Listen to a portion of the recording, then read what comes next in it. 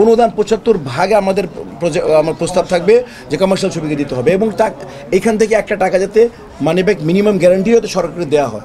Cinema হলের থেকে tax কমাইতে হবে। একটা টিকিট কেটে যেতে গেলে ৫০০ টাকা লাগে, রিস্কওয়ালা কি ৫০০ টাকাতে ছবি দেখতে পারবে? আমাদের দর্শক হলো লো কোয়ালিটি, আপার কোয়ালিটি কি করছে? ওই সিনেপ্লেক্সে যায় ওরা ডিস্টার্বটা বেশি হচ্ছে, পরিবার নষ্ট হচ্ছে। হ্যাঁ, সিনেমা হল আমিও করব, ডলবে আমিও করব, তাতে আমাদের সিট থাকবে ৩০০ থেকে ৪০০ সিট, বড় হাউস হবে। নতুন করে আমি কি করি দেখেন, আমার টার্গেট আছে ৫০ থেকে ৬০টা হল করব, প্রতিটা ডিস্ট্রিক্টে একটা করে হল করার পরিকল্পনা আছে।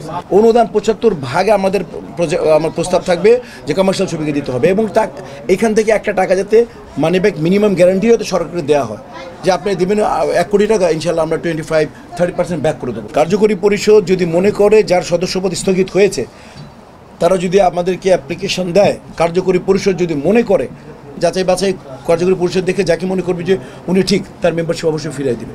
আরেকটা কথা আপনার সবার উদ্দেশ্য বলতে চাই, যে ১০৩ জন আমাদের ইশতেহারে আছে, তারা যারা once a member lifetime member, যে একবার হয়েছে সে কোনো ক্রাইম না করলে সরকারি তার সাজা না হয়, এছাড়া আজীবন মেম্বার।